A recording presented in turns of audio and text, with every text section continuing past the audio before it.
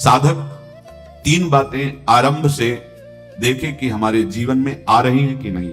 पहली बात, भगवान पर पूर्ण श्रद्धा विश्वास। अनंत ब्रह्मांडों के स्वामी हैं, काल भी उनके अधीन है। डरना क्यों भाई? किस बात का डर लगना है? अगर डर है, भय है, तो अभी श्रद्धा विश्वास स्वामी में नहीं है।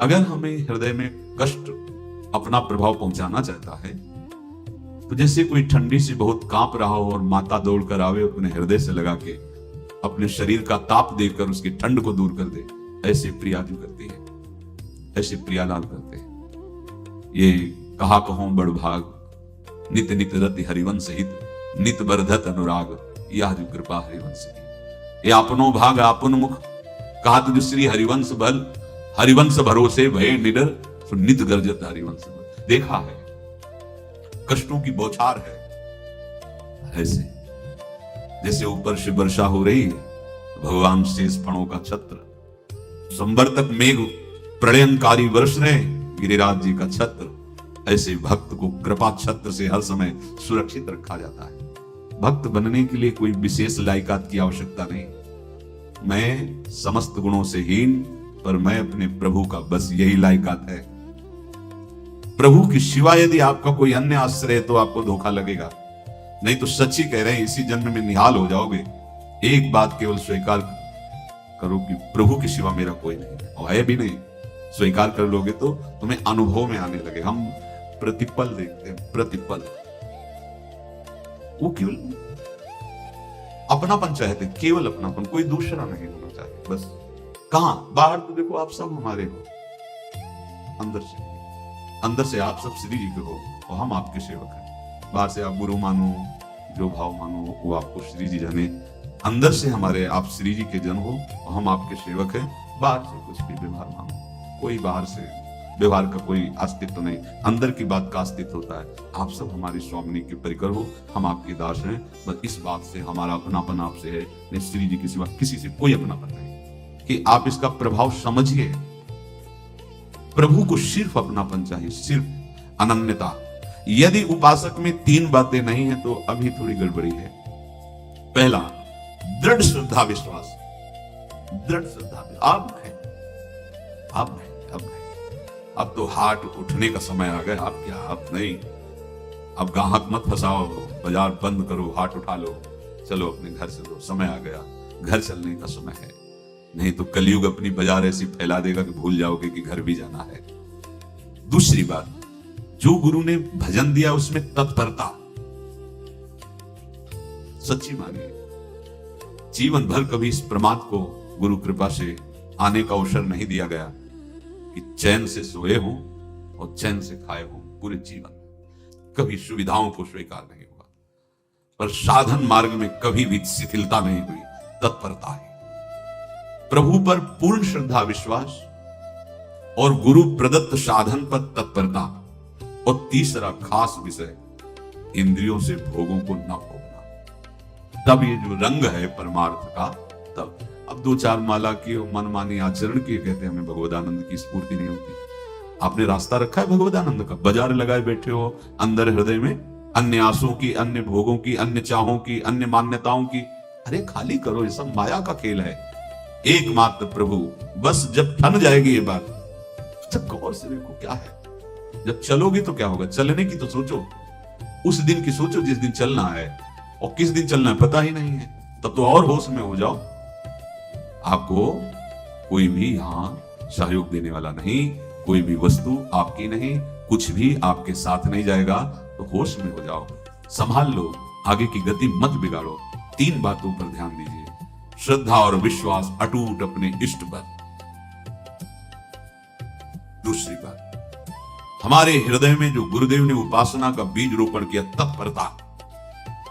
देखो, आपको हृदय की बात कहता हूं। माया के पास केवल प्रलोभन है, ये सुख में बांधती है। सुख का प्रलोभन अच्छे से सजा के पेश करके देना, साधक को भ्रष्ट करना, ये इसका स्वभाव है माया का। माया किसी व्यक्ति का नाम नहीं, किसी शरीर का नाम नहीं। भगवद विमुखता जिस वस्तु व्यक्ति स्थान से हो, वही माया है। माया का मतलब थोड़ी जैसे कोई स्त्री शरीर पे आरोप कर दे या पुरुष शरीर पे आरोप कर दे ये तो माया है, तो और क्या है? मैं, मोर, तोर, तय और जहां तक इंद्रियां जाए, जहां तक मन जाए, सब माया ही है। इसको देखा है भगवान के पार्षदों में। ये क्या करती है? चमकीली लेबिल लगाकर, सुख का चारा डाल करके जीव को बांधती है। इससे सुख मिलेगा, बहुत सुंदर है ये वस्तु, ये शरीर, ये व्यक्ति, ये स्थान, ये पद, इससे वो बांधती है। विवेक ऊपर की लेवल का तत्काल ऑपरेशन करता है, वो आंतरिक विषय पर दृष्टि डालता है तो सब खोखला निकलता है, बाहर निकल क्रॉस कर जाता है। वो विवेक मोह भ्रम भागा, तब सब विषय विलास विरागा। अज्ञानी उसी आकर्षण सुख में बंध जाता है, और सुख तो था नहीं, बंधन इतनी जोर का हो गया, अब मुक्त हो रह सकता नहीं, तो उसके हृदय में लगता है इसके बिना जी नहीं सकते, इस नशा के बिना, वस्तु के बिना, व्यक्ति के बिना। और एक सूक्ष्म बात, वो जब आपको सुख देगी तो आपको स्वतंत्रता का आभास कराएगी, और जब आप उसको छू लेंगे तो आपको परतंत्र बना देगी, भयभीत कर देगी। तो आप डाउन हो करके अपने अस्तित्व को मिटाकर पूरा जीवन बर्बाद कर देंगे। इन शब्दों को लिख लो, अपने हृदय में लिख लो। माया सुख में बांधती है नहीं उसके पास सुख। जिसे तुम सुख समझते हो वो सुख नहीं, बिल्कुल सुख नहीं, वो सुख की छाया है, तुम्हें समझ पड़ती नहीं है, गिरधर की माया है। उस सुख का बंधन, आप देखो कुछ भी क्रिया करते हो माया जनित तो प्रलोभन होता है, सुख मिलेगा। और जिस समय सुख मिलने के लिए आप लालायित हुए, उस समय सुख भोगने की स्वतंत्रता आपको दे देगी। लो, आप समझ रहे हैं स्वतंत्र स्वामी होकर सुख भोग रहे हैं? नहीं, अब भोग लिए ना, अब गुलामी उसकी सहो। अब तुम्हें वैराग्य हो रहा कि मैं नहीं भोगूंगा, उसकी दृष्टि बदलेगी। समझ रहे हो? अब आप अपने आप को पूरे शरणागत कर दिए, हर तरह से तुम्हें बांध करके भगवत विमुख करके नष्ट कर देगी। ये बात अच्छे से समझ लो, अच्छे से। इस सुख का प्रलोभन देकर बांधती सुख है नहीं, क्योंकि आप उपासक हो। जब सुख में उतरोगे तो कितने दिन फिर आपको घृणा होगी कि अरे धिक्कार हमारे जीवन, फिर लौटने का चांस नहीं रहेगा। ध्यान से सुन लो, लौटने का चांस नहीं देगी माया। तुम्हारी ऐसी आंतरिक कमजोरी हो जाएगी, ऐसी वृत्तियां कमजोर हो जाएंगी कि तुम उस माया के इशारे पर नाचोगे, उसके विपरीत तुम बोलने की भी ताकत नहीं रख सकते। मान लीजिए विषय चुगा जिन चुगे, कचुक चुगत सुख होए, फिर जो फांसी ऐसी लगे तेसम दुख न को, ये अनुभवी महापुरुष रसिक शेखर श्री ध्रुवदास जी महाराज कह रहे हैं। तो तीसरी बात का संयतेंद्रिय, दृढ़ श्रद्धा विश्वास भगवान पर, गुरु प्रदत्त प्रबल साधना में तत्परता, और इंद्रियों की गुलामी कभी स्वीकार न करना। जीवन में ध्यान रखा जाए, केवल प्राण पोषण शरीर के निर्वाह के लिए जो निरपेक्ष भाव से मिले उसे स्वीकार करो, अन्यथा एक प्रलोभन सुख का देकर माया तुम्हें बांध लेगी और फिर तुम्हें अधीन कर लेगी। कितने से मार्ग में उत्साहित होकर चलते हैं, पर गुरु कृपा पात्र ना होने के कारण, चतुर खिलाड़ी ना होने के कारण वो प्रलोभन में फंस जाते हो। फंस गए तो फिर मछली का कांटा जानते हो, ऐसे अब वो चाहे जितना हिले डुले हो, कांटा नहीं निकल सकता। अब तो उसको मरना ही पड़ेगा। ये जन्म बर्बाद ना हो, आप सबसे प्रार्थना है। बहुत ही अपने घर की जैसी बात होती है। इसका कार्य है माया का सुख में बांधना, सुख के प्रलोभन से, और आपको सुख भोगने के लिए स्वतंत्रता देना। आप उस स्वतंत्रता से सुख भोगे कि न जाने कितने जन्मों की परतंत्रता तुमने स्वीकार कर ली। अगर इस रहस्य को जान जाओगे तो डरोगे। ये डरे डर हरिवंशी ही। श्वास जैसे मनुष्य स्वाभाविक लेता है, खाते पीते सोते चलते उठते बैठते बात करते हंसते, सब अवस्थाओं में आप श्वास नहीं लेते, स्वाभाविक आ जा रही है। ऐसे ही श्वास प्रश्वास अपने आराध्य देव की स्मरण का अभ्यास बना लो। अभ्यास योग युक्त चेतसा नान्यगामिना। और जैसे तनिक भी श्वास रुकी तो घबराहट, बेचैनी, परेशानी आ जाती है, ऐसे ही श्वास प्रश्वास यदि नाम से खाली जाने लगे तो घबराहट, परेशानी, जलन पैदा होनी चाहिए। तब आप उपासक माने जाएंगे। क्या ऐसा हो रहा है? क्या हृदय की ऐसी स्थिति है तो धन्यवाद, नहीं है तो इसी की प्राप्त करने के लिए प्रियाजू ने हमें अपने मार्ग में घसीटा है, चाहे वो गृहस्थ हो चाहे वो विरक्त हो। यदि श्वास प्रश्वास में नाम न हुआ तो तुम्हें घबराहट होनी चाहिए। भूरी सखी जी कहते हैं कि मेरे जी में बड़ी घबराहट होती है, ऐसे जी घबरात। भूरी सखी जी कह रहे हैं, श्वास नाम दो बिलक चलत है, इनको भेद न मोको भावे। मुझे बहुत घबराहट पैदा हो रही, प्रिया जी से कह रहे हैं कि श्वास प्रश्वास में नाम का क्रम नहीं बन पा रहा, टूट रहा है, मुझे ऐसा अच्छा नहीं लग रहा। आप कृपा करो प्रिया जी, श्वास ही नाम, नाम ही श्वासा, नाम श्वास को भेद मिटावे। प्रिया जी ऐसी कृपा कर दो, श्वास प्रश्वास आपका नाम चलता रहे। ये बात प्रवचन ना मान करके जीवन मान लीजिए। जैसे हमारी श्वास प्रश्वास उठते बैठते चलते फिरते खाते पीते स्वाभाविक चलती है, हम ऐसा अभ्यास नाम का करें कि ऐसे चले। जैसे हमारी श्वास प्रश्वास रुकने लगे तो घबराहट बेचैनी प्राण व्याकुल हो जाते हैं, ऐसे ही श्वास प्रश्वास में यदि नाम रुकने लगे तो तद स्मरणेन परम व्याकुल, घबराहट पैदा हो जाना चाहिए। नहीं होती तो अभी बहुत दूर नगरी, होती है तो अब निहाल हो गए हो, तुम चिंता मत करो। आगे का जो दिव्यात्मक स्वरूप है वो आना प्रारंभ हो जाएगा। रोम रोम रग रग बोले तब कुछ स्वाद नाम को पावे, यही सारा वैभव प्रकाशित हो जाता है। जहां तक हो सके किसी भी अनर्थ के हटाने का तुम प्रयास और चिंता मत करो।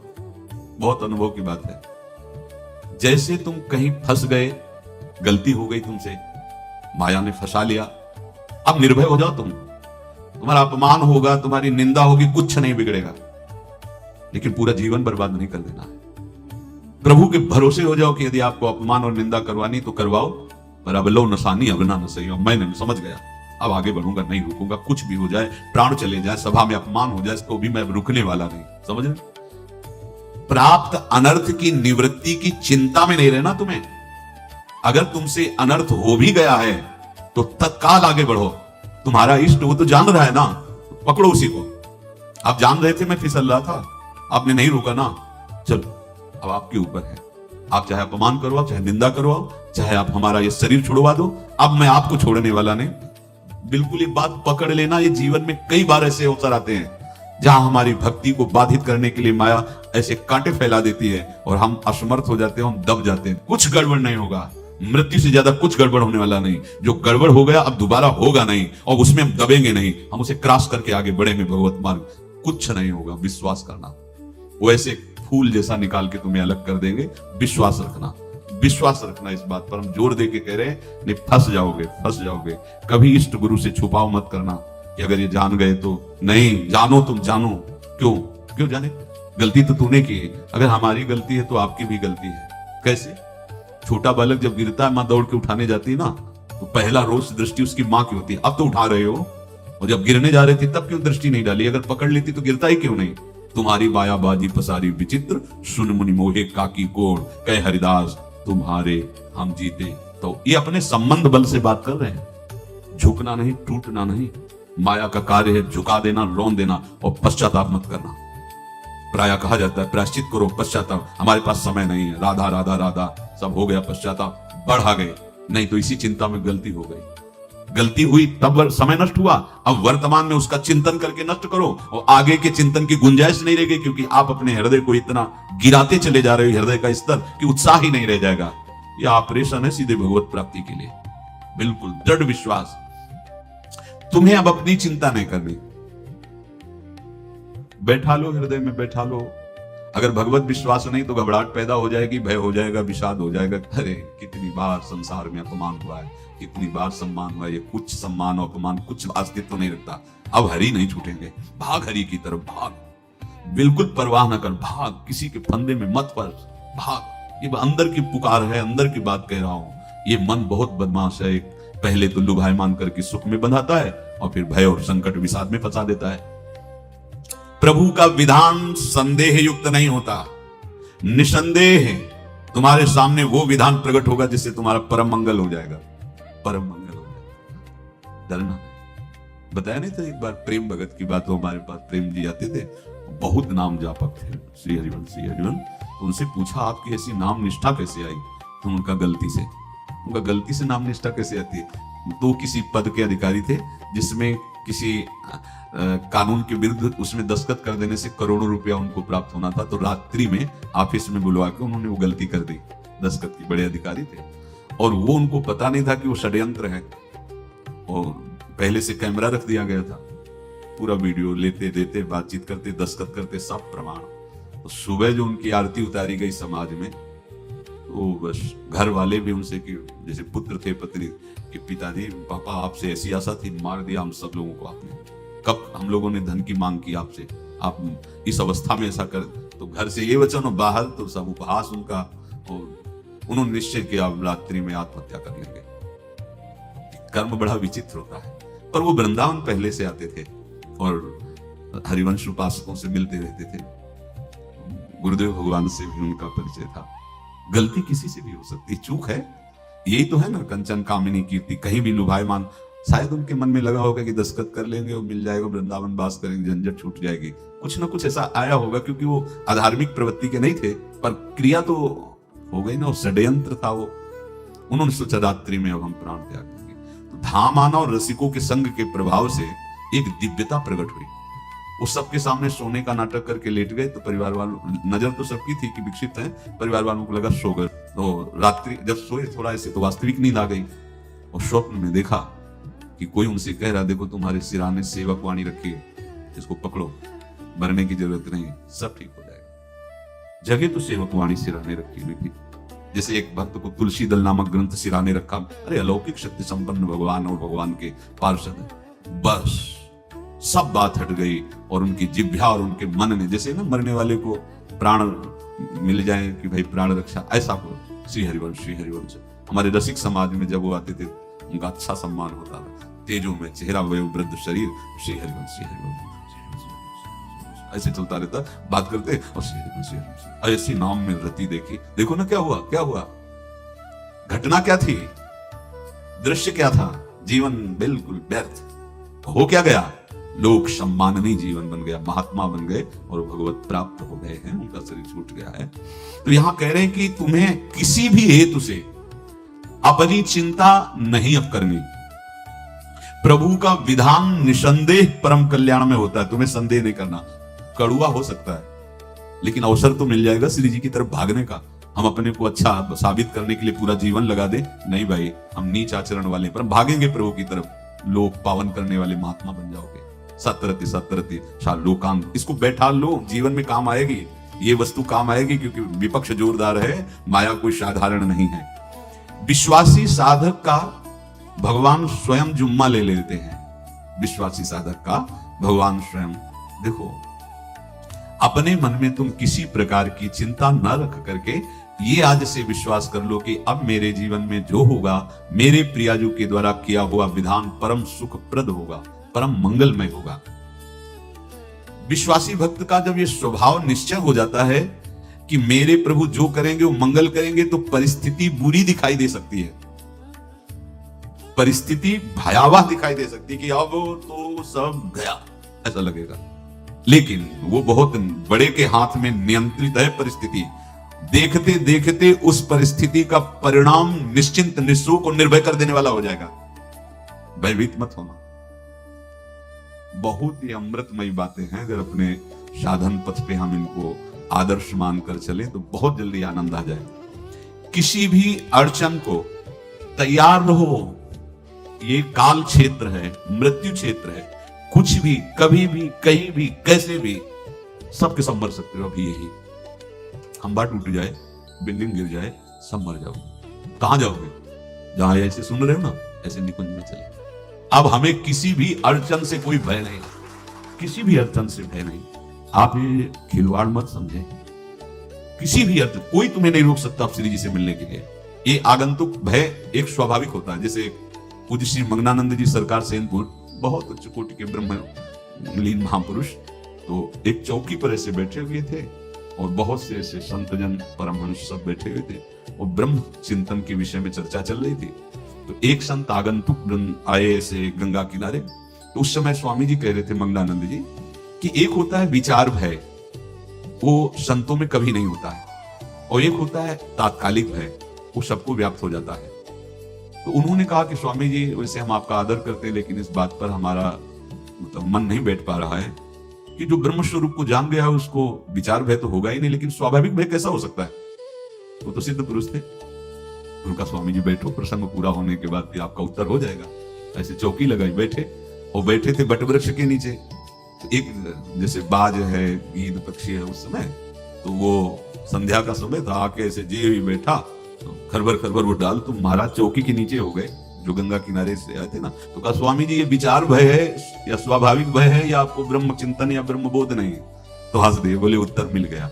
ये स्वाभाविक, जैसे अभी बंदर चीख दे तो सब घबरा जाओगे ना, विचार भय नहीं है ये आगंतुक स्वाभाविक भय, भय विचार भय कि अब जो है ऐसा होगा, ऐसा हो सकता है, नहीं नहीं, वो वही प्रसंग चल रहा है। भगवान प्रमाण देते चले जा रहे हैं, देखो कोई भी भय, कोई भी अड़चन अब तुम्हारा अमंगल नहीं कर सकती, पक्का मान लीजिए, डरो मत। देखो इसमें इसीलिए प्राणों की बाजी लगा के, अब हमारे प्राण नहीं है, हमारे प्राण प्राणनाथ को समर्पित हैं। मेरे प्राणनाथ श्री श्यामा तो क्यों भय करें? तो हम ये सब कर किसके लिए रहे? श्यामा जी के पास पहुंचने के लिए। श्यामा जी के पास पहुंचने, हमें श्यामा जी के पास जाना है। ये बिल्कुल छोटी मोटी बातें, अंदर ये जो सांसारिकता है इसका त्याग करो, आप इस बात को समझो। गुरु गोविंद सिंह लाखों की समाज बैठी हुई थी, उन्होंने कहा कि अगर तुम आजादी चाहते हो तो तुम्हें अपने प्राण देने पड़ेंगे हमें। खड़ा हो कोई व्यक्ति जो अपने प्राण देना चाहता है, मैं उसे आजादी, आजादी दो प्रकार की, प्राकृतिक आजादी और एक दिव्य आजादी, दोनों देने में समर्थ थे गुरु गोविंद सिंह। हाँ, ये सिखों के आचार्य हैं, बहुत ही अध्यात्म बल और शारीरिक बल से भी पुष्ट। एक खड़े हुए हिम्मत, बोले आप, गड़ासा हाथ में अंदर गए और ऐसा लगा कि उनकी गर्दन उतार दी गई और ऐसे रक्त प्रवाह सा नाली से बहा, जो सबको दिखाई दे रहा था। और कोई है? जब पता ही चल गया कि गर्दन उतारी जा रही, रक्त प्रवाह, वो कहते मुझे तुम रक्त दो, प्राण दो, मैं तुम्हें आजादी दूंगा।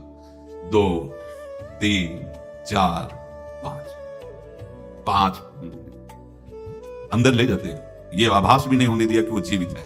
5 तैयार, पूरी सभा में 5 तैयार। बोले ये पंच प्राण प्यारे हैं भाई, इतने से एक एक से 1.25 लाख को परास्त कराऊं, देखना मेरा नाम गुरु गोविंद सिंह न धराऊं, यदि एक एक से 1.25 लाख को परास्त, क्योंकि प्राणों की बाजी समर्पित कर दी। आप क्या भय, माया से आजादी प्राप्त करने के लिए भयभीत होना तो बिल्कुल जीवन में छोड़ दो। विचार भय नहीं होना चाहिए, ये स्वाभाविक भय होगा। अभी कोई ऐसी आवाज आ जाए, वो ऐसे स्वाभाविक होता है, उस पर तर्क वितर्क नहीं किया जाता। विचार भय नहीं होना चाहिए। जानते हो तुम्हारा जीवन, तुम्हारे प्राण, तुम्हारा शरीर हरि को समर्पित है और हरि के अधीन काल है, कुछ नहीं हो सकता, और जो कुछ होगा वो परम मंगल होगा। किसी भी अड़चन को भगवान के सौहार्द के सामने अड़चन मत मानना। हम अगर अड़चन को दूर करने का प्रयास करेंगे तो अड़चन हमें फंसा लेगी, अड़चन। और यदि भगवान पे विश्वास कर लिए तो वही अड़चन अर्चन बन जाएगी, उपासना बन जाएगी। मान लीजिए बात, मान लीजिए आप लोग तो गृहस्थ में देखा होगा, हमने देखा है, बच्चा गिरा, रोने लगा, मां उठाने आई, छाती से लगाया, वो मां के थप्पड़ मार रहा है। यद्यपि वो कुछ जानता नहीं, पर भाव जब उसके देखे तो बलिहार है, इस वात्सल्य की बलिहार है, ये मां को मार के कह रहा है, थप्पड़ मार के, अब तू छाती से लगा रही, जब गिरा और चोट लगी तब तू कहां थी, क्यों ले उठाया, ये अधिकार। हरि वो तो अल्पज्ञ मां है, पर हम तो सर्वज्ञ हरि के वात्सल्य में डूबे हुए हैं। हमको तो भय बिल्कुल नहीं होना चाहिए। हाँ, जानबूझकर इसका दुरुपयोग मत करना। विश्राम की तरफ सत्संग जा रहा है, ध्यान से सुनो। कोई भी अड़चन अब हमको प्रयास नहीं करना उसको दूर करने का, ये जिम्मेवारी हमारे प्रभु की है। और प्रभु के ऊपर अगर आपने भरोसा दृढ़ कर लिया तो हर अड़चन अर्चन बन जाएगी, भगवान की पूजा बन जाएगी। पर देखो इस बात को लेकर के हमें अशुद्ध आचरण नहीं करना, गंदी बात पे नहीं उतर जाना कि आप बचा लेना जो भगवान हो, तो नहीं बचाएंगे, हम तुम्हें बता रहे हैं। अगर उनको चैलेंज करोगे ना कि सत्संग में सुना है कि आप बचाते हो, बचा लेना भला, तो नहीं बचाएंगे। क्या करेंगे? डबल पिटाई करवाएंगे तुम्हारी, क्योंकि सुन के भी तुम मनमानी कर रहे हो ना, और जब पीटोगे फिर रोगे तो फिर बचा लेंगे। ये लीला बिहारी गुरु हैं, बहुत करुणामय है, इनसे उल्टा मत खेलना, नहीं तो अगर ये उल्टा खेलने लगे तो तुम पहचान ही नहीं पाओगे। कह रहे हैं अपने आचरण को जानबूझकर अशुद्ध ना करो, तुम्हारी सारी बुराइयों की जिम्मेवारी हरि ले लेंगे। शब्द पर ध्यान दीजिए, जानबूझकर तुम अपनी बुराइयों का प्रयोग मत करो, तुम्हारे में जो बुराई है वो श्री हरि स्वयं स्वीकार कर लेंगे, वो ठीक है। जैसे आग में मल पड़े या चंदन या लोहा पड़े या लकड़ी, आग सबको अपना रूप दे देती है, ऐसे हर बुराई हरि में जाके परम सद्गुण बन जाती है। हम जितना अपने आप को अच्छा बनाने का प्रयास करेंगे ये संसारियों के समझ में नहीं आएगा, परमार्थ के पथिकों के लिए बात है, और यही विश्राम हो जाएगा। हम अपने आप को जितना अच्छा और बड़ा बनाने की कोशिश करेंगे, उतना ही हमारा प्रयत्न हमको नीचा गिरा देगा। यदि हम अपने को भगवान के आश्रित कर करके उनके नाम का जप और उनकी आज्ञा पे चले, तो इतने अच्छे बन जाओगे, बिस्तरे सब जग विमल कीरति साधु संगति ना टरे। इतने महान बन जाओगे कि विश्व आत्मा भगवान जब हृदय से लगा लिए, तो जा पर कृपा राम की हुई, ता पर कृपा करे सब कोई। सुर नर मुनि प्रसन्न ताहु पर, सोई विजयी विनयी गुण सागर, तास सुजस त्रैलोक उजागर। इसलिए सत्संग का मनन करो, और ये जीवन व्यर्थ ना जाने पावे। सावधान आप रहो, और निर्वाह हमारी लाडली जू करेंगी। और ये जन्म हम सबको लाडली जू की प्राप्ति के लिए मिला है, और पक्का पक्का विश्वास करो लाडली जू हमें मिलेंगी, पक्का विश्वास करो, इस पे संशय मत रखना। हम किसी साधन बल से नहीं कह रहे कि तुम्हें लाडली जो मिलेंगी, लाडली जो मिलेंगी उनकी कृपा से, उनके दुलार से, उनके आकर्षण से। अब हमारा निश्चय हो गया है कि लाडली जो बोले आपका, हम हमारा, सबका। ये जितने आप सब बैठे हो, आपको पता नहीं आपके कितने भाग्य प्रकाशित हो रहे हैं लाडली जी की कृपा से। अगर पता चल जाएगा तो अहंकार आ जाएगा। धैर्य पूर्वक सत्संग का मनन करो और उसे अपने आचरण में उतारो। शेष चर्चा आगे। श्री राधा वल्लभ।